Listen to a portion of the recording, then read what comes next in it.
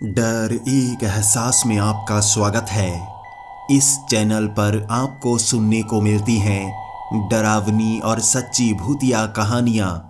अगर आपको ऐसी ही वीडियोस देखना पसंद है तो हमारे इस चैनल को सब्सक्राइब करना ना भूलें। तो अब बढ़ते हैं आज की कहानी की ओर।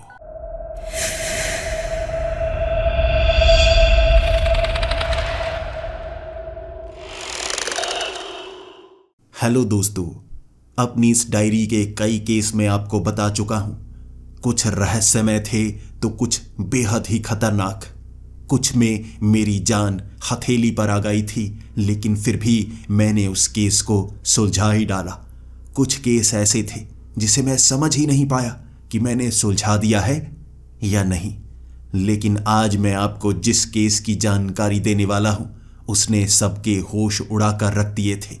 ऐसा कुछ मेरी आंखों के सामने आ जाएगा जिसका मैं मुकाबला नहीं कर पाऊंगा। मैं जानता नहीं था। ये सर्दियों का मौसम था। सर्द सर्द रातें और बहुत ज़्यादा धुंध पड़ने लगी थी।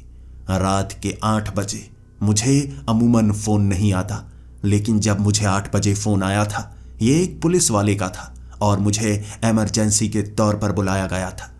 आखिर रात को क्यों बुलाया गया? अगर घटना हुई है तो मुझे दिन के वक्त बुलाया जाना चाहिए था, लेकिन मैं कभी भी काम को ना नहीं किया करता था। अगर मुझे फोन आया है यानी कि कोई ना कोई मुसीबत पुलिस वालों पर आन पड़ी है जिसे वो समझ नहीं पा रहे हैं।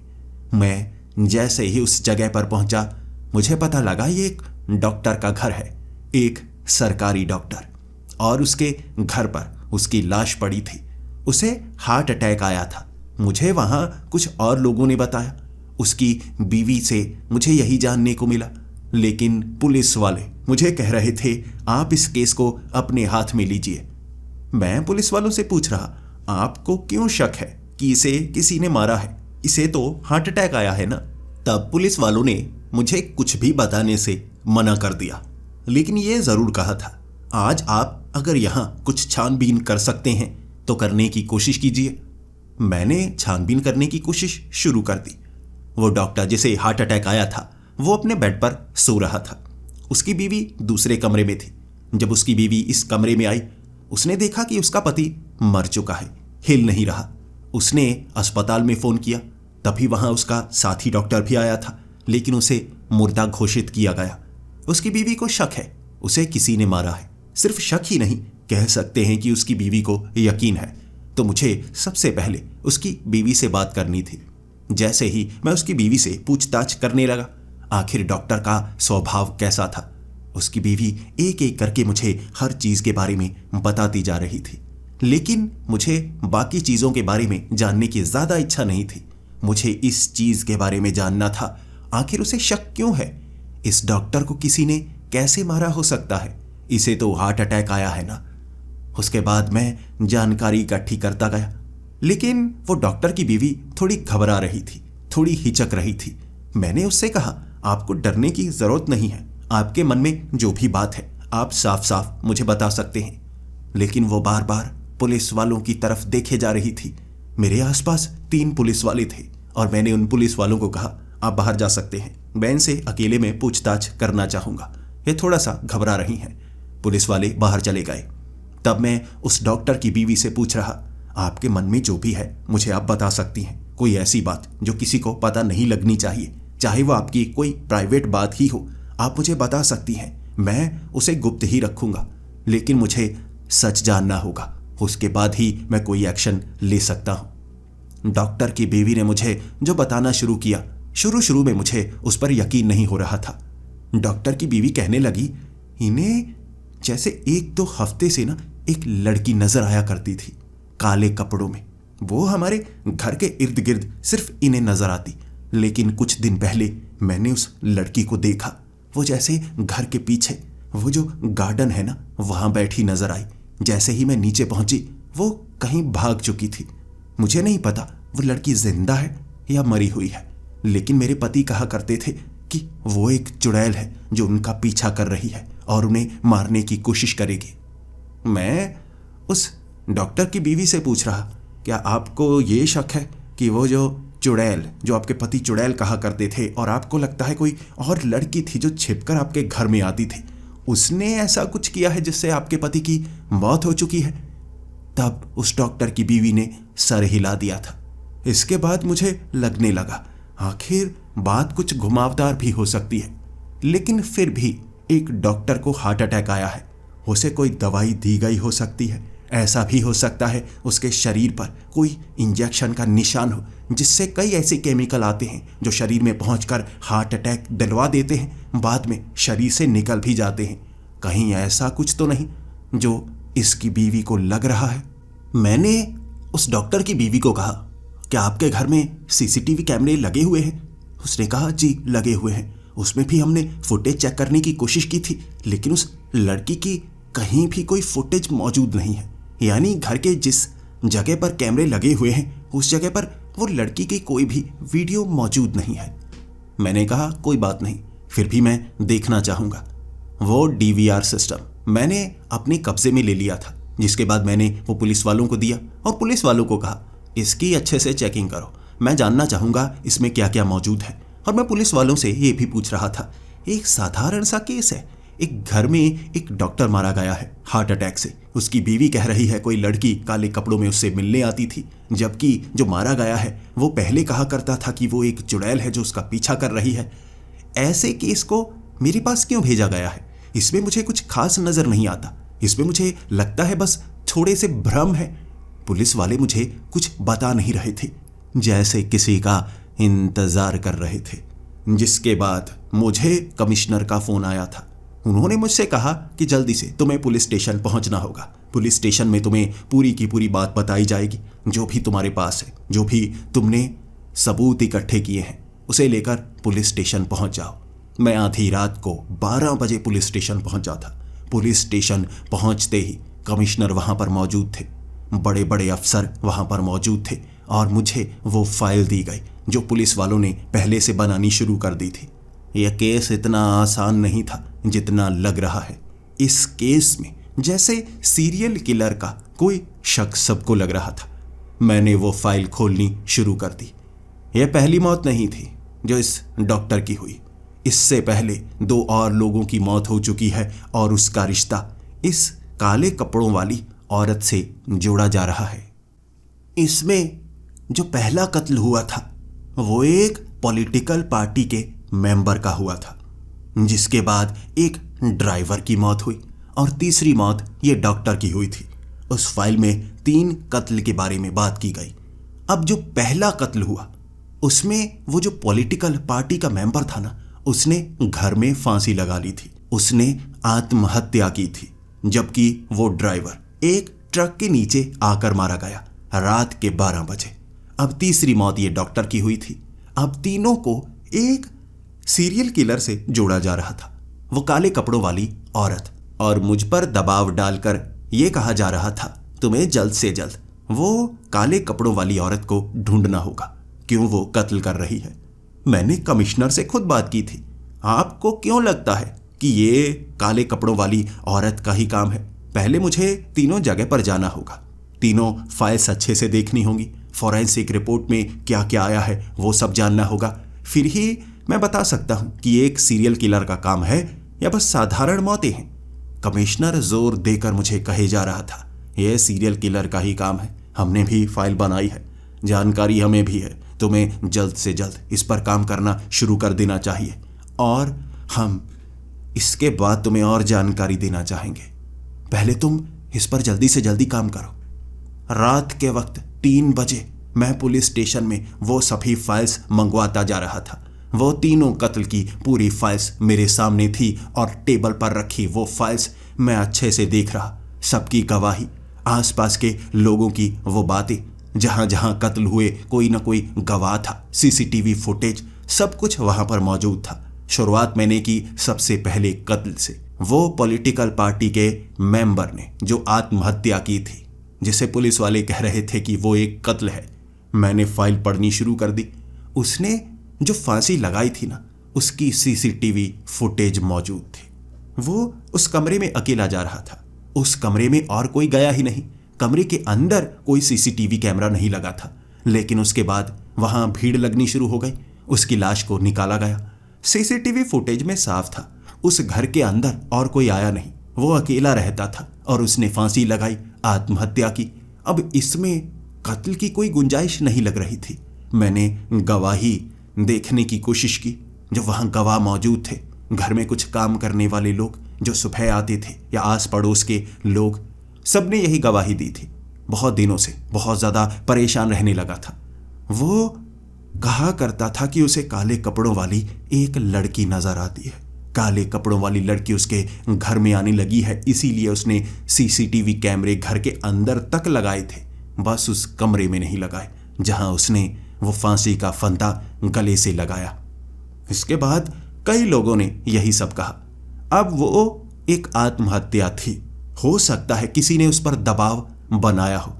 वो लड़की हो सकता है छिप छिप कर उससे मिलती हो, वो उसकी प्रेमिका भी हो सकती है, कोई और भी हो सकती है, ब्लैकमेल करने वाली कोई लड़की भी हो सकती है जिसने उसे मरने पर मजबूर किया। इसे पूरी तरह से आत्महत्या नहीं कहा जा सकता। जब किसी पर दबाव बनाया जाए और वो आत्महत्या कर ले तो उसे भी कत्ल की श्रेणी में डाला जा सकता है।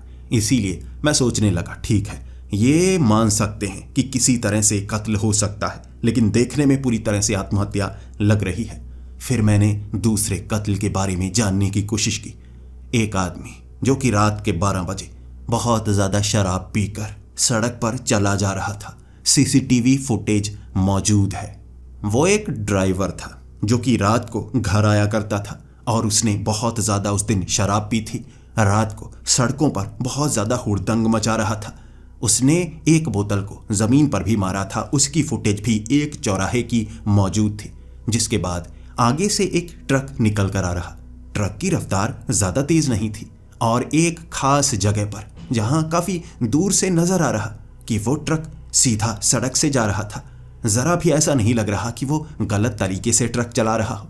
और वो आदमी, वो ड्राइवर जो कि शराब पीकर सड़क के बिल्कुल बीच में चला जा रहा, लेकिन फुटेज में ऐसा लग रहा था जैसे मानसिक तौर पर वो सही ना हो।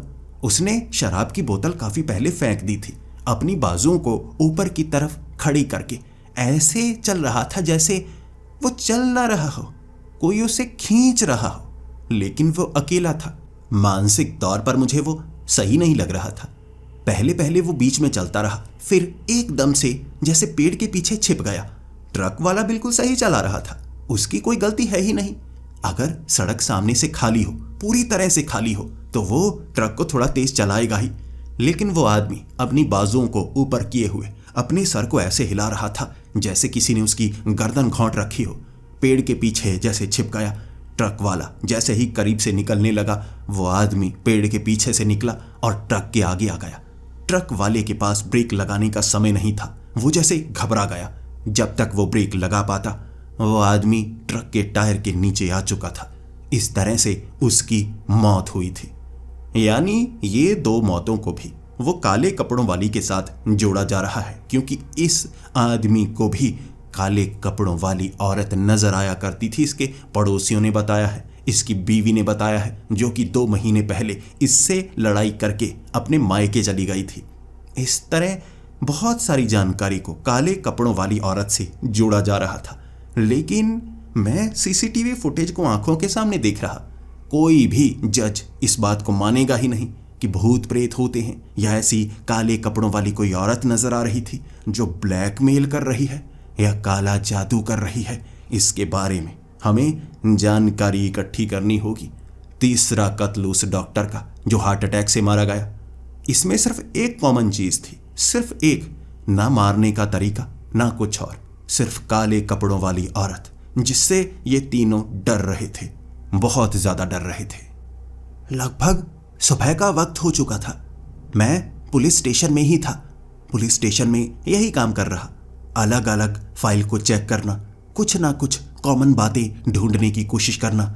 लेकिन मुझसे सही से कुछ हो नहीं पा रहा था, क्योंकि एक ऐसी लड़की जिसका नाम और निशान किसी को नहीं पता, उस लड़की का किसी ने चेहरा नहीं देखा। काले कपड़ों में सिर्फ मृतकों को ही वो नजर आया करती थी, उसके सिवा किसी और ने देखा नहीं है। तो मैं कर क्या सकता हूं? यही बात मैंने कमिश्नर को फोन पर समझाने की कोशिश की थी, लेकिन कमिश्नर ने मुझे तब जाकर बताया, बात यह नहीं है कि 3 लोग मारे जा चुके हैं और मुझे वो कातिल को ढूंढना है जिसके बारे में सब कहते हैं कि कातिल मौजूद नहीं है। मुझे किसी एक को बचाना था, एक पॉलिटिकल पार्टी का मेंबर, उसको भी वैसी ही काले कपड़ों वाली वो लड़की नजर आती है। उसकी हवेली में वो जैसे बहुत ज़्यादा डरने लगा है और उसका मानना है वो भी जल्द ही मरने वाला है। मुझे उसकी सुरक्षा करनी होगी, उस लड़की को जल्द से जल्द ढूंढना होगा और उस आदमी को भी, क्योंकि वो लड़की नजर आती है, सबको डर है वो उस पर हमला कर सकती है, तो मैं उसकी सुरक्षा करनी होगी। अब जाकर इस केस में एक मोड़ आया था जहां पर मैं कुछ कर सकता था। अगर कोई मर चुका है, सबूत मौजूद ना हो, तो कातिल को ढूंढना नामुमकिन के समान हो जाता है। लेकिन अगर कोई इंसान जिसको धमकी मिल रही है और कोई कह रहा है कि मैं तुम्हें मार सकता हूं या शक है कि वो मार देगा, फिर आप कुछ कर सकते हैं। सीधा मैं वो पॉलिटिकल पार्टी के मेंबर के घर पहुंचा था और वहां उसके घर वो एक बड़ी सी हवेली के बराबर थी। यहां उसके घर पहुंचकर मुझे ये पता लगा कि ये जो पॉलिटिकल पार्टी का मेंबर है ना, पहले वाले मृतक पॉलिटिकल पार्टी के मेंबर की पार्टी से नहीं है, बल्कि ये ऑपोजिशन पार्टी का मेंबर है और इसे भी वैसी ही लड़की नजर आ रही है। ये बात थोड़ी और ज़्यादा अजीब थी। ज़्यादातर कॉमन ऐसे भूत प्रेत कहें या कोई किसी से बदला लेने की कोशिश करे तो समान लोगों से बदला लेने की कोशिश करता है। वो ड्राइवर का रिश्ता वो डॉक्टर से नहीं था, वो डॉक्टर पहले वाले पॉलिटिकल पार्टी के मेंबर को नहीं जानता था। इसीलिए मैं समझ नहीं पाया वो काले कपड़ों वाली जो औरत है किन लोगों को परेशान कर रही है, किन लोगों को नजर आ रही है। और अब तो ऑपोजिशन पार्टी के एक मेंबर को वो दिखने लगी है। समानता मुझे समझ में नहीं आ रही थी, लेकिन सवाल करूंगा तो बहुत कुछ जानने को मिलेगा। जब उसकी हवेली में मैं पहुंचा था ना, 5 पुलिस वाले उस हवेली को चारों तरफ से घेरे हुए थे। कोई भी उस हवेली के अंदर नहीं आ सकता था। सुरक्षा काफी ज्यादा कड़ी थी। वो पॉलिटिकल पार्टी के मेंबर ने अपनी बेटी और अपनी बीवी को मायके भेज दिया था, क्योंकि उसे डर था कहीं उसके साथ ही वो लड़की उसकी बीवी या बेटी पर हमला ना कर दे। कई दिनों से उसे उस हवेली के अंदर वो लड़की नजर आया करती थी, इसीलिए पुलिस वाले हवेली के अंदर तक मौजूद थे। 5 पुलिस वाले वो अंदर ही थी और उनसे भी कुछ सवाल किया था, क्या आपने किसी लड़की को देखा है? पुलिस वाले कह रहे थे कि हमें कुछ आवाजें कभी कभी सुनाई देती हैं, ऐसा लगता है जैसे किसी ने पायल पहनी हो। ये हवेली भूतिया लगती है। 2 पुलिस वालों ने यह कहा था कि ये हवेली भूतिया लगती है। वो पुलिस वाले भी थोड़े डरपोक लग रहे थे। फिर बाकी के 3 पुलिस वालों ने कहा उन्हें जैसे परछाइयां नजर आई। ऐसा लग रहा था जैसे यहाँ कई कमरों में परछाइयां नजर आती हैं, लेकिन वो भूतों पर यकीन नहीं करते थे।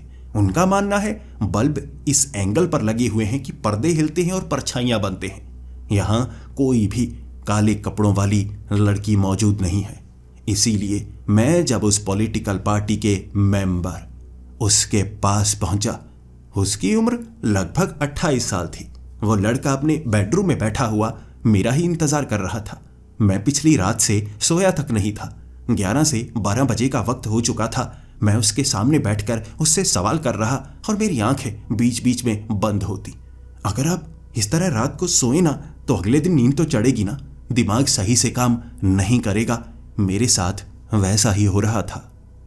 मैंने उस लड़के से सवाल जवाब करने शुरू कर दिए और उस लड़के ने भी घबराते घबराते मुझे बताना शुरू कर दिया। उसने कहा वो लड़की काले कपड़ों में होती है, वो ये हवेली में नजर आती है, लेकिन सीसीटीवी फुटेज में जैसे कुछ नजर नहीं आता। पता नहीं वो गायब सी होती है, बार बार जैसे वो कैमरे की तारें निकाल दी जाती हैं। शायद कुछ लोग उसमें मिले हुए हो सकते हैं, या हो सकता है वो लड़की भूत है, हो सकता है वो कोई चुड़ैल है। वो इतना घबराया हुआ था कि उसकी जबान कांपे जा रही थी। उसे लग रहा था कि आज का दिन जैसे उसके लिए आखिरी हो सकता है। पिछले कई दिनों से उसे वो लड़की नजर आ रही थी और उसे वो बातों का पता भी चल गया था कि 3 लोग मारे जा चुके हैं जिन्हें वैसी ही काले कपड़ों वाली लड़की नजर आया करती थी। मैंने उस लड़के को तस्वीरें दिखानी शुरू कर दी। सबसे पहले ऑपोजिशन पार्टी के उस मेंबर की, उसके बाद वो ड्राइवर की, फिर वो डॉक्टर की। उसके सामने मैंने वो तस्वीरें रख दी थी और उससे सवाल पूछने शुरू कर दिए। क्या तुम इन तीनों में से किसी को जानते हो? उसने अपना सर हिला दिया। नहीं नहीं, मैं इन तीनों को नहीं जानता, लेकिन मुझे ये खबरें मिल चुकी हैं, ये तीनों मारे जा चुके हैं ना। इन्हें भी वो काले कपड़ों वाली लड़की नजर आया करती थी ना। मैंने उसको हामी नहीं भरी, मैं उसे डराना नहीं चाहता था। मैंने उसको कहा, नहीं नहीं, इन्हें वो काले कपड़ों वाली लड़की नजर नहीं आती थी, बात को घुमाया जा रहा है, तुम डरो मत। तुम्हें जो लड़की नजर आती है ना, मुझे नहीं लगता वो कोई भूत होगी, मुझे लगता है ये कोई ऑपोजिशन पार्टी का काम होगा। तुम्हें डराने की कोशिश की जा रही है। क्या तुम मुझे उस लड़की के हुलिये के बारे में बता सकते हो? कैसी लगती है? उसका चेहरा क्या तुमने देखा है? जैसे ही मैंने उसके चेहरे की बात की थी ना, वो थोड़ा सा घबराने लगा था। ऐसा लग रहा था उसके माथे पर पसीने बहुत ज़्यादा आने लगे हैं। फिर उसने हुलिया भी बताना शुरू कर दिया। उसने कहा उसने काले कपड़े पहने होते हैं, ऐसा लगता है जैसे पुराने से गंदे से कपड़े हों, और सर पर थोड़ा सा चोला पहने हुए होता है। उसके पूरे काले बाल हैं, काफ़ी ज़्यादा लंबे, लेकिन उसकी आंखें भयानक, और चेहरा देखकर कोई भी कह सकता है वो कोई लाश हो, जैसे वो कोई मुर्दा हो। पहले मुझे लग रहा था कि उसने मेकअप किया हो सकता है, मुझे डराने की कोशिश कर रही है, लेकिन एक बार मैं उसके आर पार चला गया था। पता नहीं वो सच था या कोई भ्रम। मुझे लगा मैं उसके आर पार चला गया, वो मेरे बहुत करीब थी, मैं उसे पकड़ना चाहता था, जैसे उसको पकड़ ही नहीं पाया, धुएं की तरह आंखों के सामने से गायब हो गई। मैंने उस लड़के से सवाल किया, तुम पक्का कह सकते हो वो गायब हो गई? क्या उस समय तुमने कोई शराब, कोई नशीली चीज़ का सेवन तो नहीं किया था? उसने कहा, हाँ, मैंने उस समय शराब पी हुई थी, मैं सबको बता रहा हूँ, शराब पीने के बाद भी मैं होश में रहता हूँ, वो गायब ही हुई थी, मैं झूठ नहीं बोल रहा।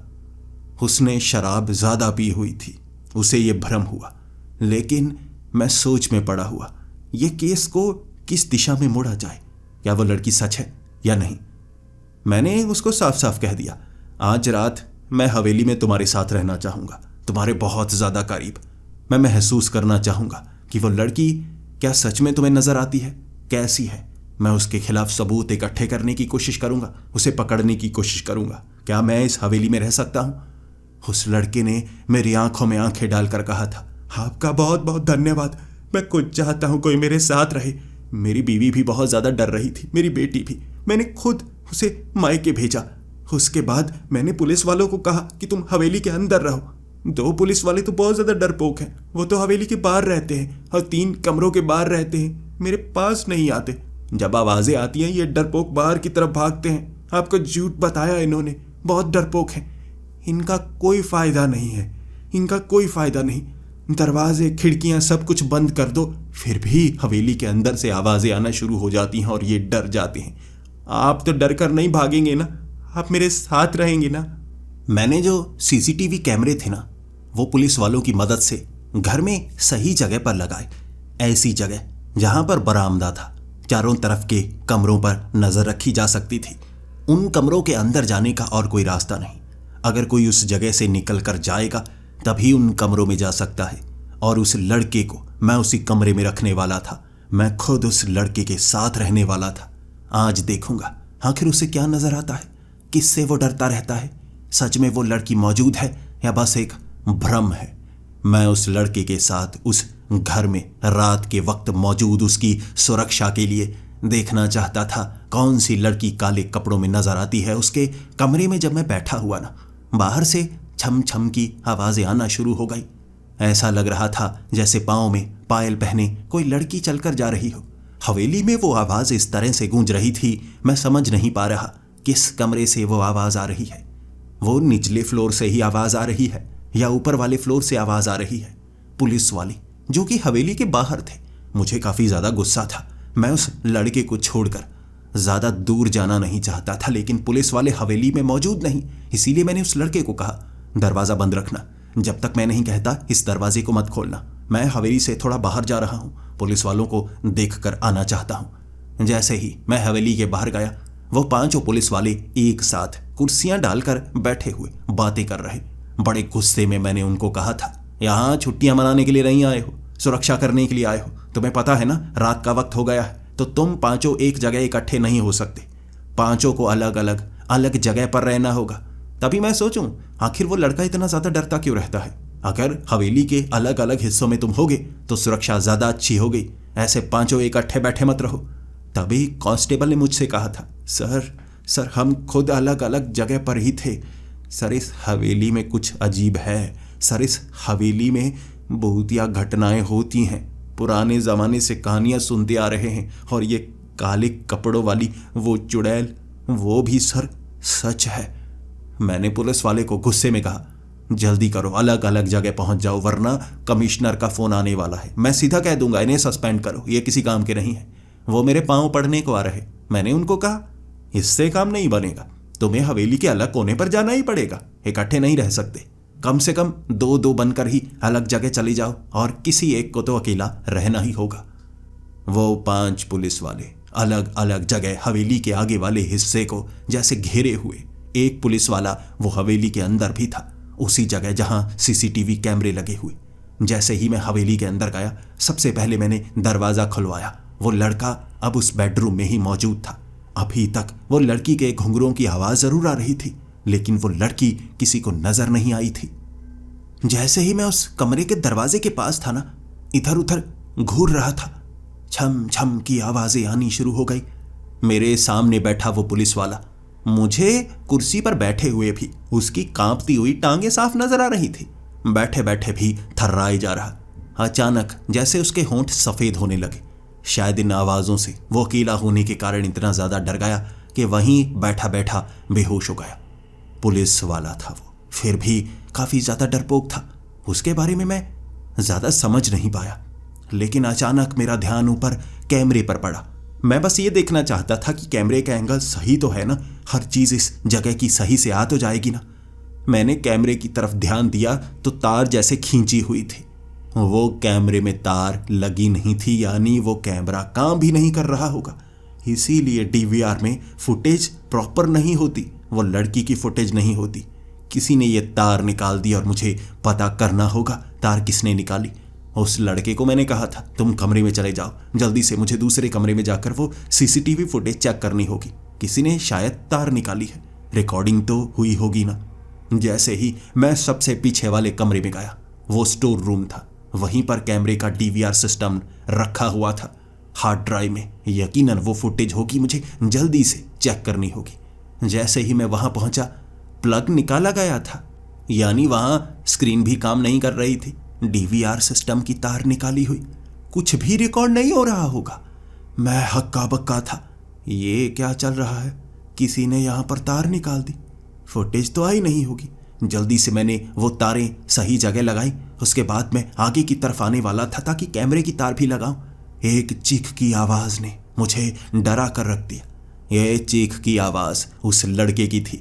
भागता भागता जैसे ही उसके कमरे के मैं दरवाजे के बाहर पहुंचा, वो पुलिस वाला भी वहीं पर खड़ा कांप रहा था। बाकी पुलिस वाले भी वहां पहुंच गए। हम दरवाजा खटखटा रहे और चीखों की आवाजें उसके कमरे के अंदर से आ रही थी। कोई ना कोई तो उसके कमरे में मौजूद था, जिससे वो बहुत ज्यादा डर रहा था। लेकिन कमरे के अंदर कोई चला गया किसी को पता नहीं चला। मैं आंखें खोल खोल कर घूरे जा रहा था पुलिस वालों को, और उनकी नजरें नीचे झुकी हुई थी। उनसे गलती तो हुई थी, कमरे के अंदर किसी को जाने कैसे दिया गया? यह तो चाल थी। वो सीसीटीवी कैमरे बंद करना एक चाल थी। जब मैं चेक करने के लिए गया, कोई उसके कमरे के अंदर चला गया। लेकिन बाहर निकलने का और अंदर जाने का एक ही रास्ता है, वो दरवाजा जहां पर मैं खड़ा था। इसके बाद 5 पुलिस वाले थे। मैंने उनको कहा, कंधा मारकर दरवाजा तोड़ो जल्दी से। मेरी बात सुनने के बाद वो जल्दी से दरवाजे को तोड़ पाए। हमने देखा वो जो कमरा था ना, पूरी तरह से वहां अंधेरा, बाहर से अंदर की तरफ रोशनी आई थी। वो लड़का एक कोने में बैठा हुआ, और जो बेड था ना, उस पर जैसे बहुत ज्यादा चाकू के निशान हो या कुछ, उससे वो गद्दे को फाड़ा गया था। रुई रुई बिखरी पड़ी। वो कोने में बैठा उंगली से इशारा कर रहा अलमारी की तरफ। वो कह रहा, उसमें अभी अभी अभी वो उसमें गई है। ये सुनने के बाद मैंने एक पुलिस वाले को इशारा किया। उसने वो राइफल उस तरफ तान दी थी। मैं अब उस अलमारी के दरवाजे को खोलने वाला था, यानी जो भी है वो उस अलमारी में है। जैसे ही मैंने अलमारी को खोला, वहां कपड़ों के सिवा कुछ भी नहीं था। लेकिन वो लड़का इशारा करके कहे जा रहा, वो अभी अभी अलमारी में छलांग लगा कर गई है, जैसे इसमें कोई दरवाजा हो। वो इसके पार चली गई, मेरी आंखों के सामने वो इसके पार चली गई। मैंने तब उस अलमारी को एक तरफ सटाने के लिए वो पुलिस वालों को कहा। उन्होंने अलमारी को नीचे फेंका। पीछे दीवार थी। मैंने दीवार को तोड़ने के लिए कहा। वो दीवार से दूसरी तरफ जाने का रास्ता था, पीछे गलियारे में, लेकिन वो दीवार भी नर्म नहीं थी, उसे तोड़ना मुश्किल था। मैं उस लड़के को कह रहा, यहाँ कोई दरवाजा वगैरह नहीं है, यहाँ से कोई नहीं भाग सकता। उसने कहा, वो मेरी आंखों के सामने भागी। वो लड़की नहीं थी, वो प्रेत आत्मा थी। वो प्रेत आत्मा थी। वो लड़का प्रेत आत्मा कहे जा रहा, और मैं उस लड़के को समझा रहा, नहीं नहीं, प्रेत आत्मा नहीं हो सकती। आखिर कोई प्रेत आत्मा तुम्हारा पीछा क्यों करेगी?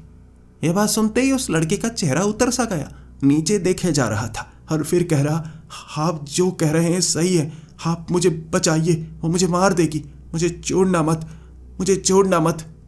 इसके बाद मुझे शक सा होने लगा था। वो कुछ ना कुछ तो जानता है जो बता नहीं रहा है। अब मैंने पुलिस वालों को बाहर जाने के लिए कह दिया था, जिसके बाद पुलिस वाले तो जा चुके थे, लेकिन मैं उस लड़के के साथ बेडरूम में उससे सवाल पूछ रहा था। तुम कुछ ऐसा बताना चाहोगे जो मुझे पता नहीं है? मुझे ऐसा लग रहा है मुझे पूरी बात पता ही नहीं जा रही, कुछ बात ऐसी है जो मुझे पता नहीं है।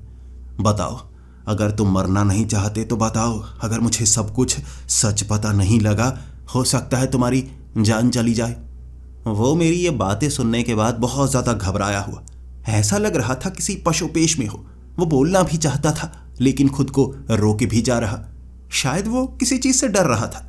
मैंने उसको कहा, अगर तुम मुझे पूरी बात बताओगे, मैं वादा करता हूँ, वो जो चुड़ैल है ना, वो काले कपड़ों वाली लड़की, वो तुम्हें कोई नुकसान नहीं पहुंचा पाएगी, मेरा यकीन करो। लेकिन मुझे पूरा सच पता लगना ही चाहिए। वो अब भी बताने को तैयार नहीं था। मुझे ऐसा लग रहा था कोई ऐसी चीज़ है, अगर वो मुझे बताएगा उसकी जान को तब भी खतरा है। इसीलिए वो दोनों तरफ फंसा हुआ। फिर वो कहने लगा, ऐसा कुछ नहीं है। मैंने कहा, क्या तुम उस लड़की को जानते हो जो तुम्हें नजर आती है, वो काले कपड़ों में? वो लड़की को हो सकता है तुमने पहले कहीं देखा हो। क्या तुम ये बता सकते हो उसका चेहरा कैसा है? मैं 1 मिनट ये नोटबुक पर ना एक चेहरा बनाने की कोशिश करता हूँ, तुम मुझे बताओ उसका चेहरा कैसा है। वो थोड़ा घबरा रहा, मुझे उसका चेहरा भी सही से बता नहीं रहा। तभी मुझे शक सा हो गया था, शायद ये उस लड़की को जानता है। कुछ ना कुछ राज तो है उस लड़की के साथ जुड़ा हुआ जो मुझे पता लगना चाहिए।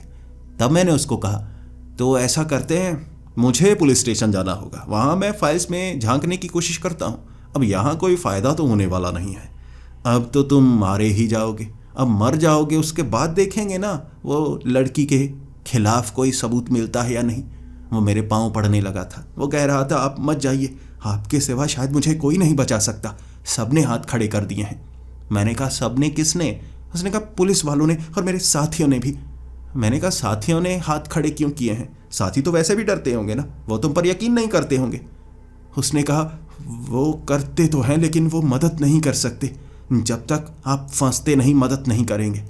मैं अब उसकी आंखों में आंखें डालकर कह रहा था, देखो, तुम्हारे जो साथी हैं ना, वो तुम्हें नहीं बचाने वाले। तुम मारे जाओगे, और मैं वादा करता हूँ, जो बात तुम मुझे बताओगे ना, मैं उसे खुद तक राज रखूंगा। तुम्हें डर है ना वो बात बाहर ना निकल जाए? मैं किसी को नहीं बताऊंगा, वो बात खुद तक रखूंगा। तुम मुझे बता दो, बचना चाहते हो, फिर मैं कुछ कर सकता हूँ, वरना मुझे समझ नहीं आ रही। मुझे तो वो लड़की नजर नहीं आई, और हो सकता है अगली बार तुम्हें नजर आए और तुम जिंदा ना बचो।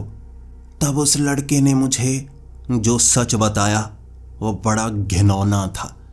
उसने कहा, वो जो लड़की है ना, काले कपड़ों में नजर आती है, वो हमारी पार्टी की एक कार्यकर्ता है।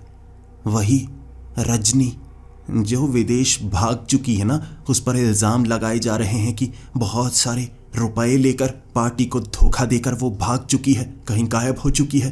पिछले 2-3 महीनों से उसकी तलाश जारी है। मैंने कहा, हाँ, वो तो विदेश जा चुकी है ना, शायद कहीं ना कहीं छिप कर रह रही होगी।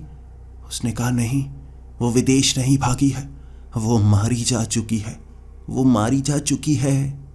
और ये जो काले कपड़ों में लड़की नजर आ रही है, ये रजनी ही है, वही है ये, मैंने अपनी आंखों से सामने देखा, इसीलिए शुरू से ही लग रहा है ये कोई साधारण लड़की नहीं है जो छिप कर आती है। कैमरे लगाने का कोई फायदा नहीं है। आप भूत को कैमरे में पकड़कर भी क्या कर लोगे? वो तो मार कर चली जाएगी जो खुद मरी हुई है।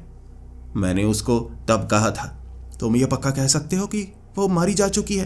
तुम्हें कैसे पता? क्या तुमने उसे मारा? उसने कहा, नहीं, मैंने नहीं मारा। मैं आपको जो बताना चाहूंगा आप किसी से शेयर मत करना।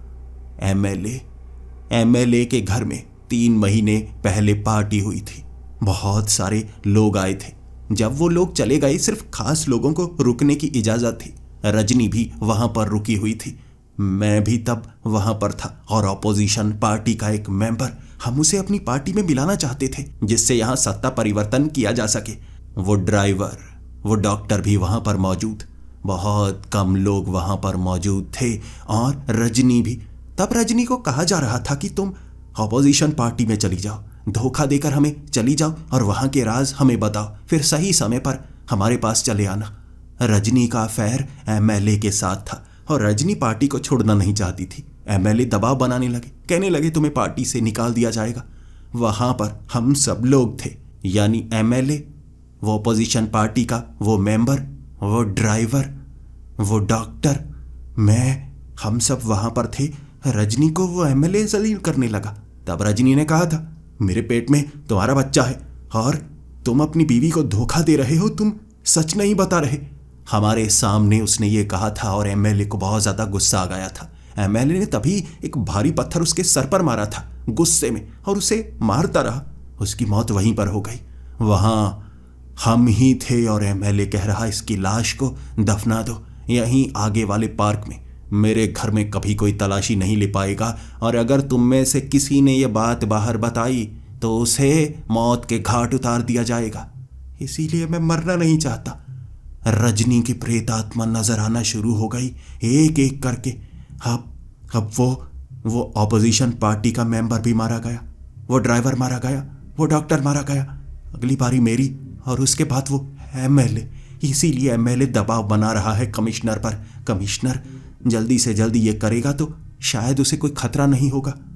मैंने उस लड़के को कहा था, क्या तुम्हें पता है उस रजनी की लाश कहां पर है? अगर उसकी ये भटकती हुई आत्मा सबको मार रही है तो उसकी लाश जहां मौजूद है वहां पर यकीनन कुछ ना कुछ तो हुआ होगा।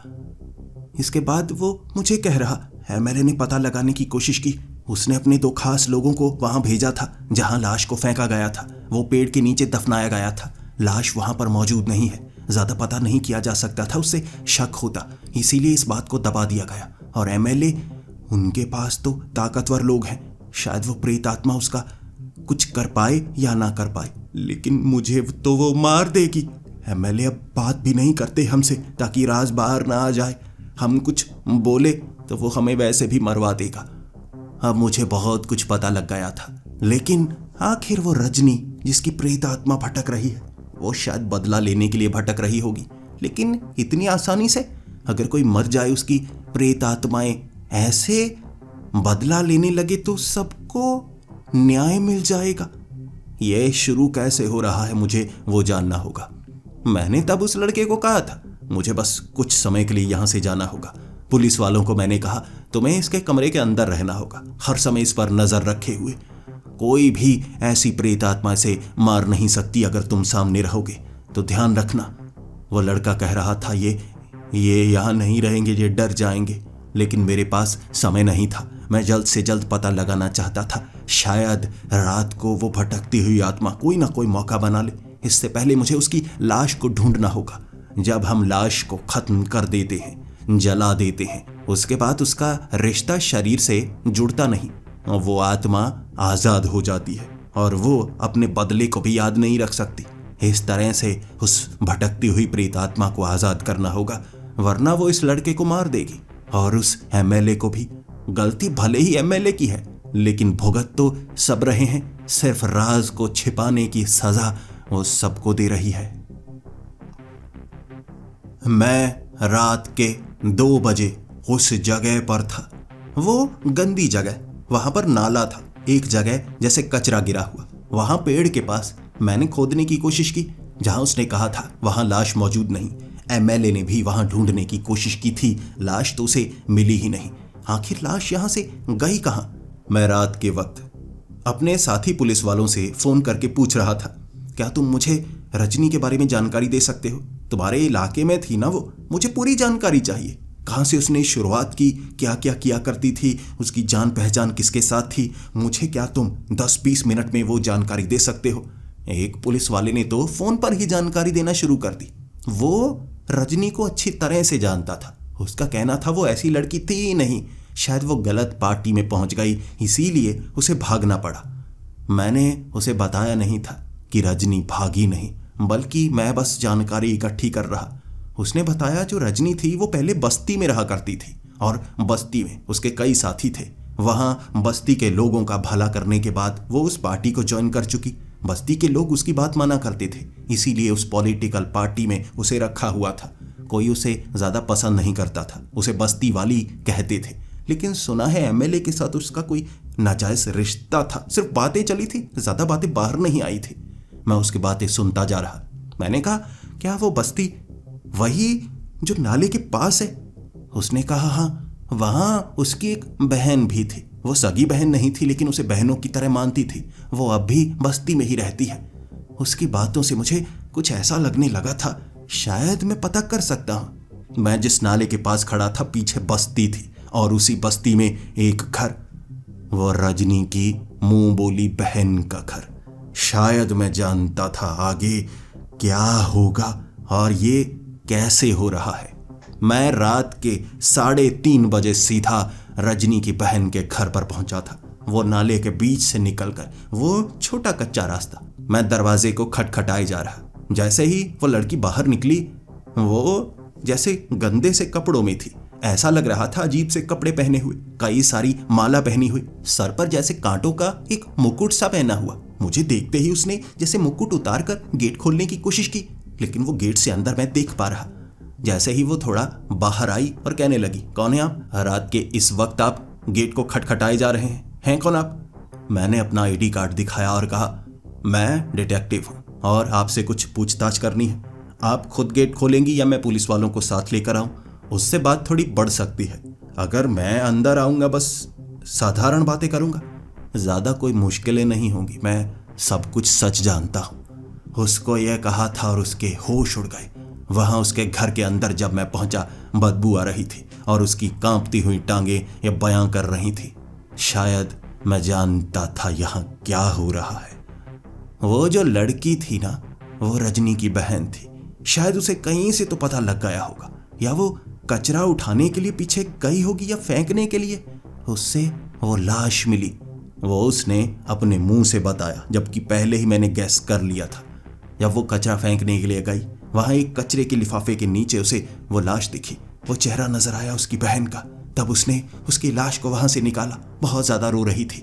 रात के वक्त तक वो रोती रही और तभी उसे वहां एक परछाई नजर आई, रजनी की। वो घबरा गई। रजनी की भटकती प्रेत आत्मा उसे साफ दिख रही थी, क्योंकि उसे प्यार था, उसे चेहरा नजर आ रहा। इसके बाद ये जो रजनी की बहन थी, काला जादू जानती थी। वो उस लाश को अपने घर पर लेकर आई और काले जादू से 20 दिनों में उसने उस शरीर में जान डाली और भटकती हुई आत्मा को एक चुड़ैल में बदल दिया। बदला लेने के लिए वो चुड़ैल सबके पास जा रही थी, जिसके बारे में उसे पता था। वो उसकी मौत के जिम्मेदार, सबको मौत का जिम्मेदार माना था। उस लड़के को भी, वो डॉक्टर को भी, वो ड्राइवर को भी, वो ऑपोजिशन पार्टी के मेंबर को भी, सबको जिम्मेदार, क्योंकि उसे किसी ने बचाया नहीं था। बदला ले रही थी। और इस तरह मैंने उस लड़की को कहा था, तुम्हें ये शरीर को जलाना होगा, ये सही नहीं है, ये सही नहीं है। मैं जानता हूं वो एमएलए ने गलत किया है, लेकिन अगर इसके शरीर को खत्म नहीं किया जाएगा तो शायद ये एक भटकती हुई, एक खौफनाक प्रेत आत्मा बन जाएगी, जो बाद में बहुत लोगों को नुकसान पहुंचाएगी। तब वो लड़की ने मुस्कुराते हुए कहा था, आप इसे जला नहीं सकते, लाश मिल चुकी है, यही तो सबूत है। आप इसे पुलिस वालों के पास ले जाइए। मुझ पर जो इल्जाम लगाना चाहते हो लगा सकते हो, लेकिन आप इसे जला नहीं सकते। वो लड़की जो पहले डर रही थी, अब उसके चेहरे पर वो मुस्कुराहट, वो खौफनाक मुस्कुराहट मुझे भी डरा रही थी। उसे डर नहीं था, वो जानती थी क्या हो रहा है, कैसे हो रहा है। मैंने पुलिस को फ़ोन किया था और पुलिस वाले बड़ी जल्दी वहां पर पहुंच गए। पुलिस वालों को मैंने वो पूरी जानकारी दे दी थी और कमिश्नर को भी पूरा सच बता दिया था। कमिश्नर ने मुझे जो बताया वो डरावना सा था। कमिश्नर ने मुझे बताया वो पार्टी का मेंबर जिसे मैं घर पर छोड़कर आया था वो मारा जा चुका है। छत से उसने खुद ही छलांग लगा ली, नीचे गिरा और मारा गया। उसके बाद वो लड़की से भी पूछताछ की गई, लाश को वहां से निकाला गया। एमएलए को पकड़ने के लिए पूरी तरकीब बनाई गई थी, लेकिन एमएलए, उसके पार्टी मेंबर्स घर को घेरे हुए पुलिस वालों को उसके घर के अंदर जाने नहीं दे रहे। वहां पर इन्वेस्टिगेशन करने की मांग की जा रही थी, सीबीआई को इस केस को देने की मांग की जा रही थी और मुझे भी इस केस को हाथ लगाने से मना किया जा रहा था। लेकिन मैं जानता था समय जितना निकलता जाएगा वो एमएलए की जान उसकी मुट्ठी में आती जाएगी। लगभग 15 दिनों बाद वो लाश पुलिस वालों के पास ही थी। उसे जलाया नहीं गया। फॉरेंसिक लैब में पूरे टेस्ट करने के बाद बात बिल्कुल सच थी। वहां पर उसकी हवेली में वो मारी गई थी। कितने दिन पहले मारी गई, कैसे मारी गई, पूरी बात बिल्कुल सच थी। और 16वें दिन एमएलए अपने घर में मारा गया और उसकी मौत किसी ने नहीं माना कि कुदरती हो सकती है। उसको जैसे कत्ल किया गया। लगभग 2000 पार्टी मेंबर उस घर में मौजूद थे। 2000। उसके कमरे में उसे कोई काट कर चला गया और किसी को पता तक नहीं। उसके कमरे में उसके शरीर पर बहुत ज्यादा निशान, उसके सर को धड़ से अलग किया गया, बाजुएं खींच कर जैसे धड़ से अलग की गई। जब वो मरा उस समय वो तड़प रहा होगा, ये रिपोर्ट में बताया गया। मैं चाहता तो उसे बचा भी सकता था। पुलिस वालों को मैंने कहा भी था उस लड़की के शरीर को, वो रजनी के शरीर को जल्दी से जल्दी जलाना होगा। उसे आप फ्रीजर में नहीं रख सकते, सबूत के तौर पर उसे जलाना होगा। लेकिन वो एमएलए अपने जान पहचान में बड़े बड़े एमपीस, उन सबको लेकर खुद को बचाना चाहता था। वो शायद जेल जाने से तो बच गया, लेकिन वो भटकती हुई प्रेत आत्मा से बच नहीं पाया। उसके बाद लगभग 20 दिनों बाद उस लाश को जला दिया गया और दोबारा वो काले कपड़ों वाली औरत किसी को नजर नहीं आई। ये वो केस था जिसे सब कहते हैं कि मैंने अच्छे से सुलझाया नहीं, लेकिन वो केस के साथ वो एमएलए पर जो बड़े आरोप लगे थे वो बाद में साबित हो गए। एमएलए को सजा तो सुनाई नहीं जा सकी, वो मर चुका था। लेकिन ये कहा जरूर जाता है कि मैंने वो केस सही से सुलझाया नहीं, या कहूं मैं सुलझाना तो चाहता था, लेकिन शायद उसकी किस्मत सुलझाने लायक नहीं थी। क्योंकि एक प्रेत आत्मा के बारे में जज कभी नहीं मानते। उस केस को बंद कर दिया गया। यही माना गया कि जो पहले वाले 4 कत्ल हुए थे ना, वो किसने किए, कैसे किए, कभी पता नहीं लगा। सबने माना वो कुदरती थे। वो ड्राइवर खुद ब खुद ट्रक के नीचे आकर मारा गया। वो डॉक्टर जो कि हार्ट अटैक से मारा गया था। वो आदमी जिसने खुदकुशी की थी। वो पार्टी का मेंबर भी इसी तरह से छत से छलांग लगाकर डिप्रेशन में मारा गया। इस तरह इस केस को बंद किया गया। मैं नहीं जानता आप क्या सोच रहे होंगे, लेकिन ये मैं आप पर छोड़ता हूं। क्या मैं इस केस को सुलझा पाया या नहीं? क्या आप एक चुड़ैल पर यकीन करते हैं? अगर करते हैं तो आप जानते हैं ये केस मैं सुलझा पाया था।